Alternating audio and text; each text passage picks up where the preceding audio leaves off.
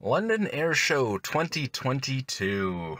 Every year we have a pretty decent air show here. This is London, Ontario, Canada, and this year was looking especially good. We had the F-22 Raptor, we had a bunch of F-16s from Ohio, a bunch of F-15s from Louisiana, we had the Thunderbirds. So I thought, okay, maybe I'll buy a new camera. You know, a Nikon Z50, sort of an entry-level mirrorless. It's a APS-C cropped sensor mirrorless. It was $10.49 Canadian for the camera.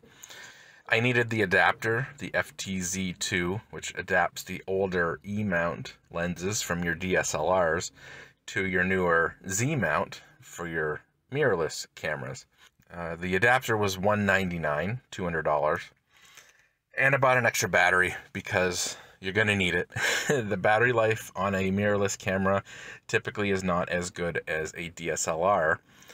A DSLR, when you look through the viewfinder, you're basically looking at a mirror straight out the lens.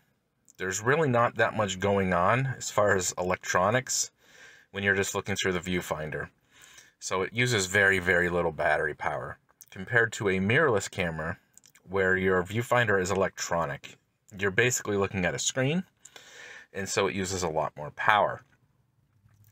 The advantage of this is you can see a lot more on the viewfinder.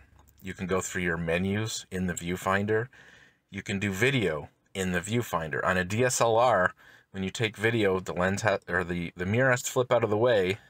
Light can get through to the sensor like it does when you snap a picture. The mirror pops out of the way for a fraction of a second, but when you're taking video, the mirror needs to pop out of the way the whole time, which means you can't use the viewfinder. You can only use the screen on the back of the camera. You can view your photos you've taken through the viewfinder, which again, with a DSLR, you just can't do that. So it does give you a lot more options, but it uses more power. Just being able to view back, play back your photos in the viewfinder is actually pretty handy, because when you're outside on a bright day, on my DSLR, on my Nikon D5300, the only way to, look at pictures I've taken, of course, is on the little screen. But on a bright day, you're not really going to be able to see that screen very well. Whereas with the electronic viewfinder, being able to look through the viewfinder and look at the photos you've taken, you can actually see them on a bright day, which is great. I've mentioned in the past the D5300 takes pretty good photos, and that just because a camera's mirrorless doesn't necessarily mean it's going to take better photos, and that's certainly true. I want to be clear about that. A good photo off the D5300 versus a good photo off the Z50, they're roughly going to look the same. The thing is, with the mirrorless cameras, you typically will have a higher frame rate, the amount of photos it can take per second. You don't have moving parts. You don't have to move a mirror out of the way every time a photo gets taken. And of course, the processor is a little bit newer, so it's just a little bit faster in general. The frame rate on this Z50 is up to 11 frames per second.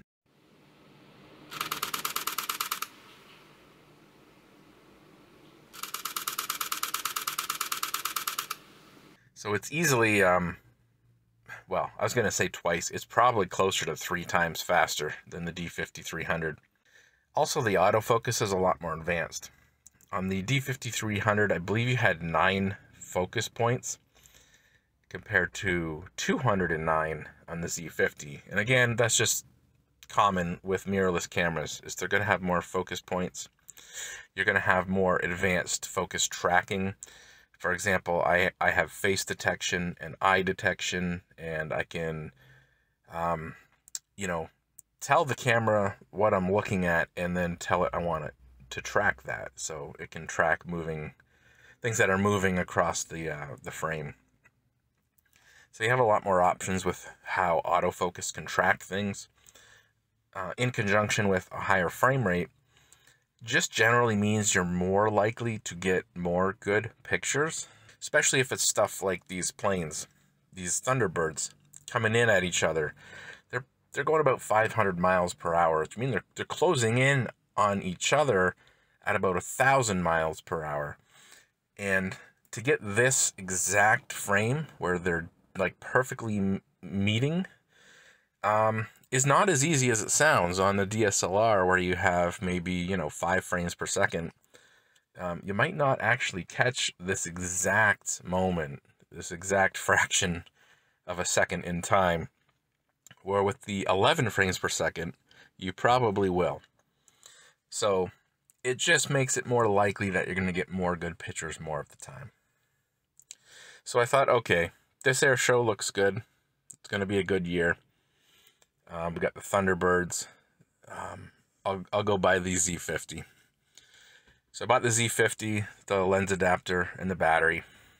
It was about, I don't know, $1,500 or so. The whole time I was buying this was with the intention of using it with my existing lenses. So I have my Tamron 150-600 G1. It's about $1,000 lens. So, of course, I'm going to want to keep using that. So I got home, stuck the lens on, and the camera didn't even see the lens. And I was like, shit, are you kidding me? Like, this is a pretty popular lens. I'm pretty surprised it's not going to work on this camera. Then I remembered there's a firmware update for the camera. So took the lens off, turned the camera off, did the firmware update. Downloaded the firmware update onto the SD card, let the camera do its little update. Put the lens back on, turned it on. It saw the lens. Oh, good, it sees the lens. But autofocus wouldn't work.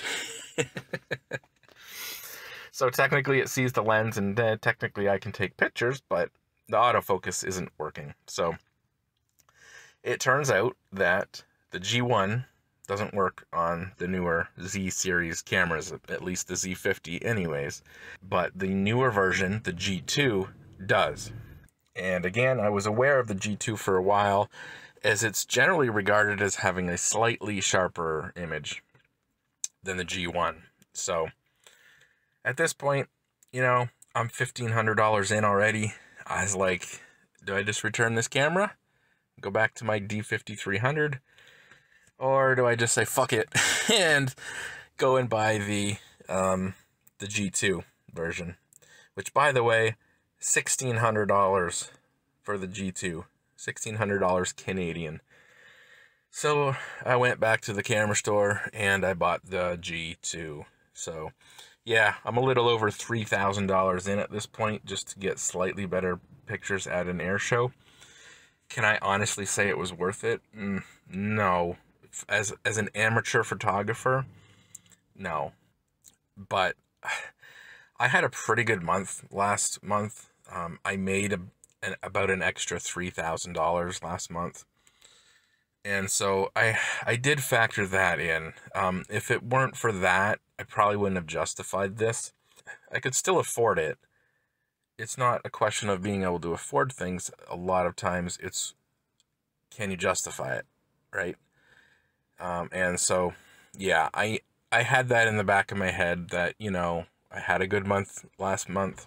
And so, I was just like, fuck it. I'll just go all in. The G2, again, is slightly sharper than the G1. And so when it comes to the better images during the day, that's mostly, it's mostly the focus tracking. You have more chance of getting an image in focus, and you got the slightly sharper lens. The Z50 is also better at some other things. For example, it's a lot better in low light. So if I'm taking pictures in lower lighting conditions, it's going to do better there. It's a lot better for taking video. On the D5300, your video was heavily cropped in on the sensor. So when you were in photo mode and you had so much of a field of view, when you switched to video mode, it would crop in quite heavily. The Z50 doesn't crop for video at all. It uses the full, as far as I understand, it uses the full sensor for taking video. So whether it's 1080p video or 4K video, you're going to get the same field of view for video that you have when you're in photo mode. So if I have, a certain scene in my field of view, when I'm in photo mode and I switch over to video mode, it's the same. It doesn't crop in. So that makes it a lot easier to take good video. So I don't take a lot of video, but that's partially because it was hard to take video. Actually, for two reasons. One, you're cropped in heavily, and two, you can't use the viewfinder. On the D5300, on a DSLR again, you can't use the viewfinder to take video. You have to use the little screen on the back of the camera. And if you're outside during the day, it's already hard enough to see that screen, and now you're heavily cropped in, so it makes it really hard to find a subject in your field of view and track it when you're that heavily cropped in with a telephoto lens.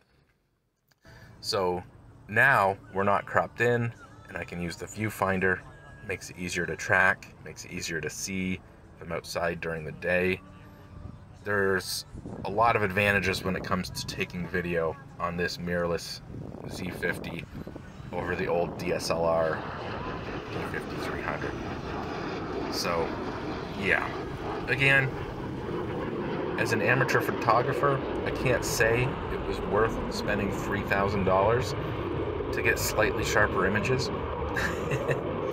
With a higher frame rate, again, I'm more likely to get more good images, but when I get a good image, it doesn't necessarily look better than when I got a good image on the D5300. Again, you're just more likely to get more good images. But again, as an amateur photographer, it wasn't necessarily worth $3,000. And needing that G2 lens was kind of a teetering point. So again, if you're starting from scratch, buying the Z50 and the G2, you know, bang for the buck. The G2 is still relatively cheap for a 600mm lens. But again, already owning the G1 and going to the G2, that's what we're talking about. Anyways, I hope you enjoyed this video. I hope you enjoyed these photos, because it cost me $3,000 to get you these photos. And I'm not doing it for money. I don't sell these photos or anything like that. So it's just for fun. Anyways, that's it. See you guys later.